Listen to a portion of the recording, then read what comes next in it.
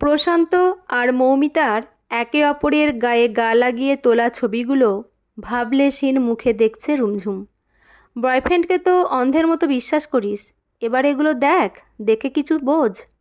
ঝাঁঝালো স্বরে বলে উঠল সৌমি। আরে বাবা, বোঝার কি আছে? মৌমিতা ওর কত ছোটবেলার বন্ধু জানিস, ওর বেস্ট ফ্রেন্ড, তাই হয়তো ওভাবে ছবি তুলেছে। মুখে বলল বটে কথাগুলো, তবে ছবিগুলো দেখে রুমঝুমের মনে যে অস্বস্তি তৈরি হয় না এতটুকু তা বলা যায় না। মনে মনে দীর্ঘশ্বাস ফেলল ও। একদিন এই অন্ধবিশ্বাসের জন্যই তুই মরবি, দেখে নিস। রেগে গটগটিয়ে হেঁটে চলে গেল সৌমি। প্রশান্ত, সৌমি, রুমঝুম একই কলেজে পড়ে, ডিপার্টমেন্টও সেম। মৌমিতার কলেজটা আলাদা, তবে প্রশান্তর সাথে প্রাইমারি হাই স্কুল সবটাই এক। সেই ছোট্ট থেকে ওদের গলাগলি ভাবের কথা অজানা নয় রুমঝুমের। কোনো দিন ঈর্ষার চোখে দেখেনি ও মৌমিতাকে, সোজাভাবেই অ্যাকসেপ্ট করেছিল ওদের সম্পর্কটা। কিন্তু ইদানিং প্রশান্তর ব্যবহারে বেশ অবাক হয়ে গেছে রুমঝুম। প্রশান্ত নাকি এখন বড্ড ব্যস্ত, এতটাই ব্যস্ত যে ওর ফোন ধরার, মেসেজ সিন করার সময়টুকু পর্যন্ত নেই। এভাবেই কেটে গেল বেশ কয়েকটা দিন। আজ রুমঝুম প্রশান্তর সাথে কফি ডেটে এসেছে। রুমঝুম কফি শপে পৌঁছে দেখে প্রশান্ত আগে থেকেই টেবিলে এসে বসে আছে। রুমঝুমকে দেখে হাসল ও, বলল, একটু বসো ঝুম, আমি অর্ডারটা দিয়ে আসি, এসো। রুমঝুম দেখল তাড়াতাড়িতে টেবিলে মোবাইলটা ফেলেই চলে গেছে প্রশান্ত। হঠাৎ সৌমির কথাগুলো মাথায় ঘুরপাক খেতে লাগলো ওর। ইতস্তত করে শেষ পর্যন্ত মোবাইলটা হাতে তুলে নিল ও। বুক দুরু করছিল ওর। কোনো রকমে কাঁপা কাঁপা হাতে সোশ্যাল মিডিয়া খুলল ও।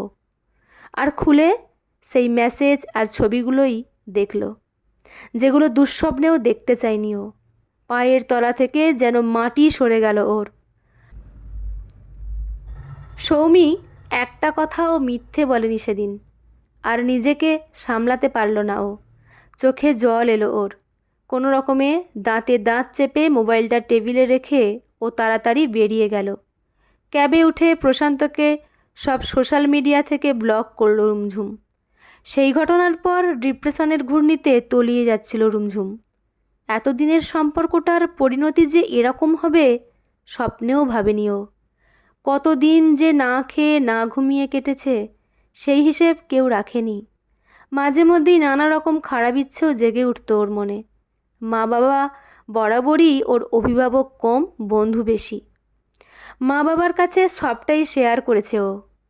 মা বাবাও পাশে থেকেছেন প্রত্যেকটা মুহূর্তে, নিয়ে গেছেন সাইকিয়াট্রিস্টের কাছেও। কিন্তু লাভের লাভ কিছুই হয়নি। সাইকিয়াট্রিস্টের দেয়া ওষুধে ঘুম পায় কেবল রুমঝুমের। দিনের পর দিন নিজের ওপর অত্যাচার করতে করতে রোগা হয়ে গেছে ভীষণ রুমঝুম। অমন সুন্দর টানা গভীর চোখ দুটোর তলায় পড়েছে কালি। ওর দিকে আর তাকাতে পারে না ওর মা বাবা। এরকমই একদিন দুপুরে খাবারের থালা নিয়ে বসে আছে রুমঝুম। থালা থেকে খাবার একটুও কমেনি। সেই খাবার সিক্ত হচ্ছে ওর চোখের জলে। সেই সময়ই ওর বাবা হঠাৎ একটা ছোট্ট বিড়ালছানা নিয়ে এলেন ঝুড়িতে করে। দেখো ঝুম, কি এনেছি তোর জন্য। তুই বিড়াল বড্ড ভালোবাসিস না? বাবা প্লিজ। সেসব আগের কথা। সেদিনের ঝুমের সাথে আজকের ঝুমের আকাশ পাতাল পার্থক্য। যে নিজেই বাঁচার ইচ্ছে হারিয়ে ফেলেছে, সে অন্য একটা প্রাণীকে কি করে আগলে রাখবে বাবা? ওসব জানি না। এই বাচ্চাটার মা গাড়ি চাপা পড়ে মারা গেছে। এখন যদি তুই ওকে দুধ না খাওয়াস, ও হয়তো ওর মায়ের কাছে চলে যাবে। তুই যদি সেটাই চাস তাহলে যা ভালো বুঝিস কর। বেরিয়ে গেলেন তিনি ঘর থেকে। একটা ছোট্ট ঝুড়িতে মোটা কাপড়ের মধ্যে গুটিসুটি মেরে শুয়েছিল বিড়ালছানাটা। কুঁই কুঁই করছিল। বিরক্ত রুমঝুম ঝুড়িটা তুলল, ওটা ঘরের বাইরে রেখে আসবে বলে। আর তখনই বিড়ালছানাটা পিটপিটে চোখ দুটো মেলে তাকালো রুমঝুমের দিকে। চোখ দুটোর দিকে তাকিয়ে বড্ড মায়া লাগলো ওর।